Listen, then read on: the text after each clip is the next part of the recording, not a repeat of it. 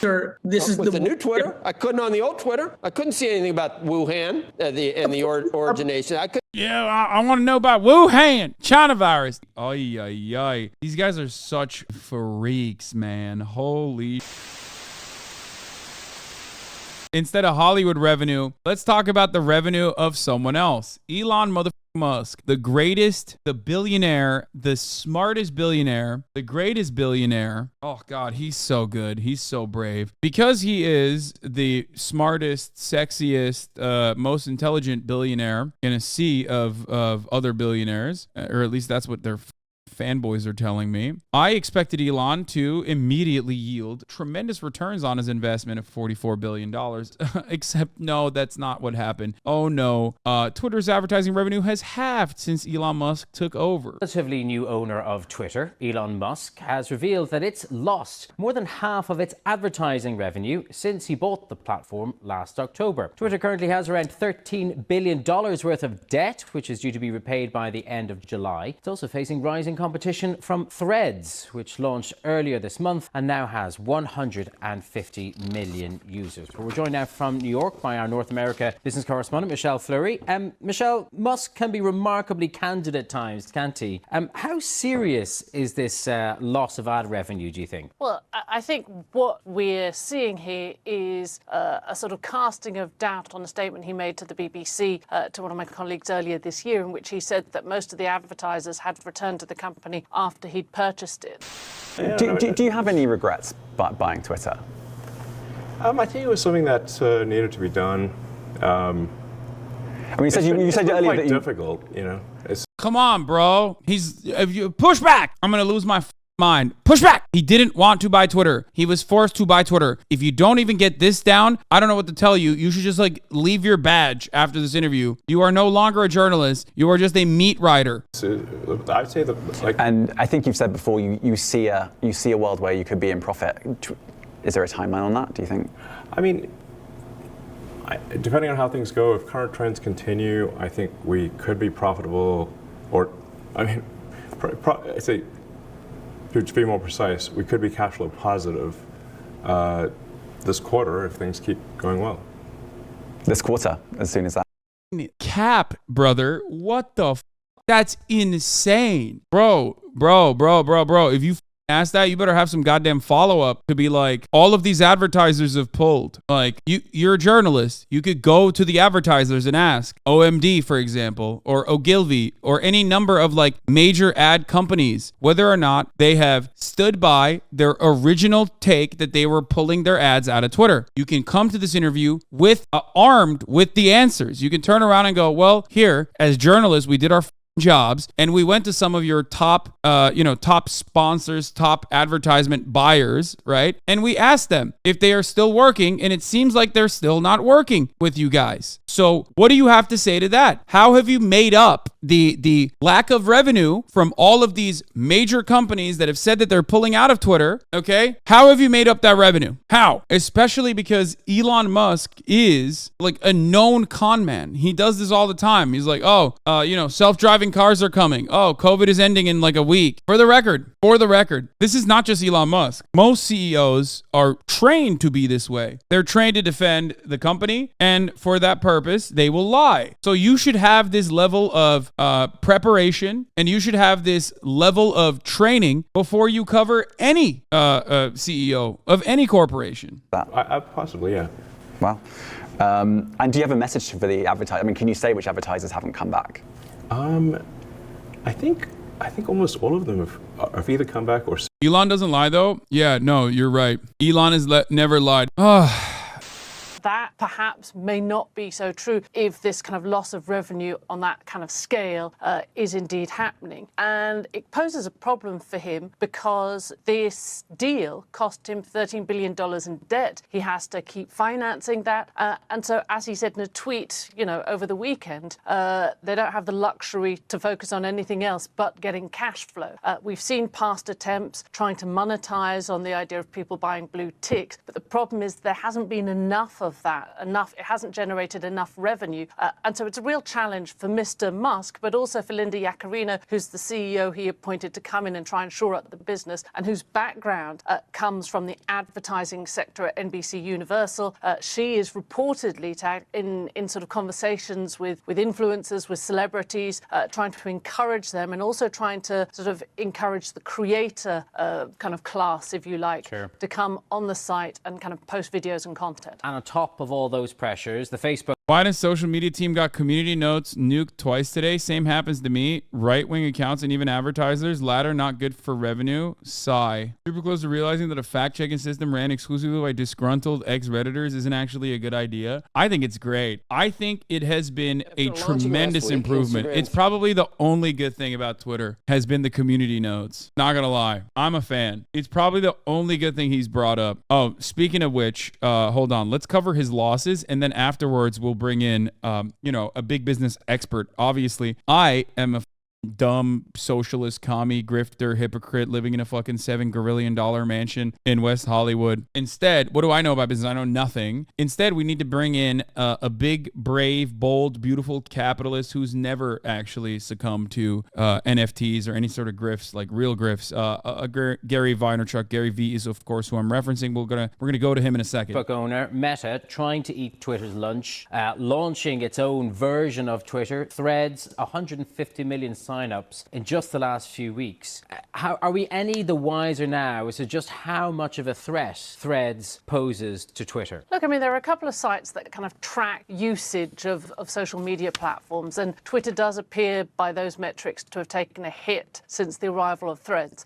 But, there's a shiny new object, as it were. People are excited about it. The question is, does that continue? And I think that's going to be the key issue, certainly for Twitter going forward.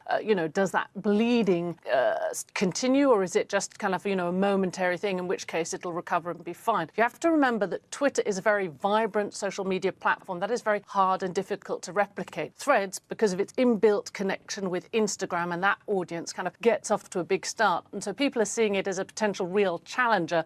But again, I think we have to wait and see how things develop. Do people stay with it? Do they continue to use Threads? Or do the two continue to coexist as kind of different things? One being a more political site, the other one a place for sort of happier content, which is what Threads initially, that seems to be kind of its secret sauce. Okay, Michelle Fleury in New York, thank you. It's not Threads that is breaking Twitter. It's Twitter that is breaking Twitter. It's Elon Musk breaking Twitter. But what do I know? Like I said, I've only been right from the jump that this was going to be a gigantic a failure, but of course I was not alone. There were other equally dumb, stupid, not corporate understanding, woke socialists out there who was saying the same thing. So let's hear from a different side. Let's hear from a guy who is bold, who is brave, who is brilliant, Gary Vaynerchuk. Twitter as a product is dramatically better under Elon Musk, says Gary Vaynerchuk. Threads had quickly gained over 100 million signups, drawing the interest of multiple companies, digital marketing agencies, and advertisers.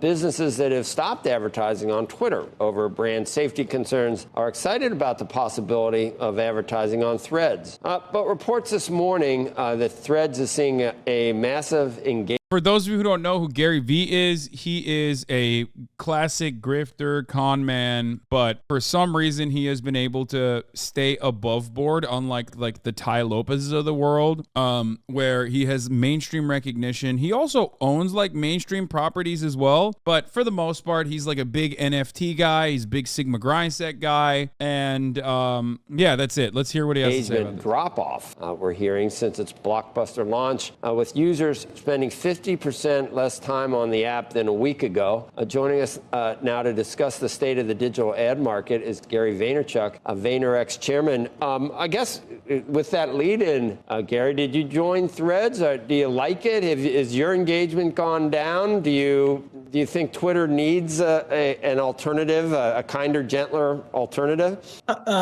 Good morning, first of all. I joined Threads. I like Threads. I think competition is good. I don't know if it's a kinder, gentler thing. I think all of these places start off very kind and gentle. When I was on Twitter in 2007 to 2010, it was the kindest, most aspirational, joyous place. These are not platforms that are creating these places to be less joyous. These are human beings. Guys, the Patriots rose up. They finally put Gary Vaynerchuk in prison. Okay, that's it. He's actually reporting. They won't tell you in the news, but he's actually reporting from his prison cell. He's in a Supermax facility. Being exposed. They had to sneak in this camera in someone's asshole so that Gary Vaynerchuk could join live. For who we actually are at times of frustration or fear or concern. These are empty pipes. Threads is empty. Twitter is empty. We as humans are filling them. So wow, so beautiful, dude. I'm not sure about that part. What's the answer, though, Gary? I mean, it's the question we argue about every day. I didn't like the old Twitter. I don't want someone saying you can't see what's in this pipe, telling me that. Yeah, I mean, I want to let me see it, and then I'm a big boy. I can take it. Actually, I don't like what people say. I can't take it. But in general, I want to see what people are saying. Well, you can. I mean, this is the new Twitter. I couldn't on the old Twitter. I couldn't see anything about Wuhan and the origination. I could. Yeah, I want to know about Wuhan, China virus. Dude, what the fuck? What the fuck? What is he saying? I couldn't see anything about that said something about, huh? I could not. I couldn't see the Babylon Bee. I couldn't see. You could follow. My man said I couldn't see the Babylon Bee. He's like, how am I going to get my fucking content, you know? How am I going to get my good ass content in the form of Babylon Bee? Ay, ay, ay. These guys are such fucking freaks, man. Holy shit. And you want these algorithms that people love to complain about, you have much more control over them than you think. You can click on anybody's.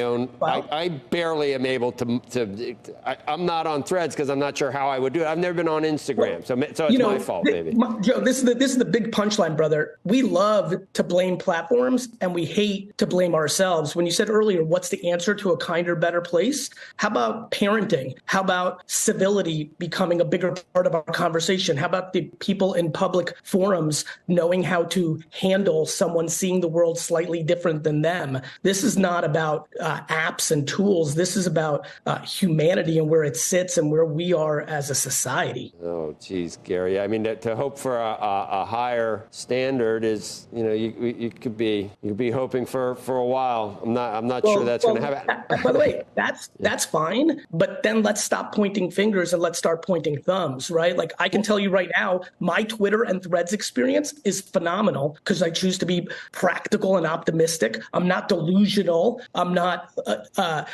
in fairyland, but I choose to see the opportunities. I choose to be entrepreneurial. I choose to be on the offense. I choose to not dwell on stuff that I can't control. And I definitely have no interest in tearing down other people or other operations or CEOs or businesses to make myself feel better. There's two ways to build the biggest building in town. One, tear down everybody else's buildings. Two, just be good enough to build the biggest building. I choose the latter. Do you think dude, this is the problem. When you ask Gary Vaynerchuk to answer for anything, because he's a con man, it still turns into him glazing himself up.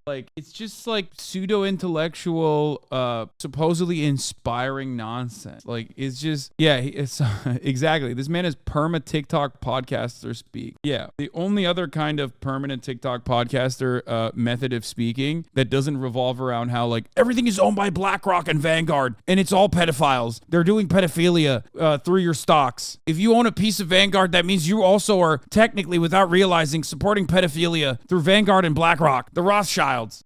They're doing woke ESG. BlackRock and Vanguard. This Elon Musk bought Twitter. It's better now or he's ruined it? The product is dramatically better. He's innovated the product more in the first. Explain how. That's the whole point of this fucking video. Wait, God damn it. We got clickbaited. Listening to Gary V for 5 minutes glaze himself up. Year than it had for a long time. How? I think the reality of the product versus the reality of the conversation are two different things. Not to mention, I don't know how a single person that actually spends time on Twitter doesn't realize that the temperament is a heck of a lot more calm and chill than it was 3 years ago. Gary V's like, bro, you don't understand. Twitter's so much better now that End Wokeness, the fucking the open white supremacist account End Wokeness is getting paid directly like $100,000 by Elon Musk. You don't understand. Like, I love seeing just unfettered, unrestricted transphobia and white supremacist racism on my timeline. And by the way, preview alert, it's not going to be common By the way, preview alert, it's so much better now that all the neo-Nazis have been unbanned and all the pedophiles have been unbanned. I love those videos. It's so much better now.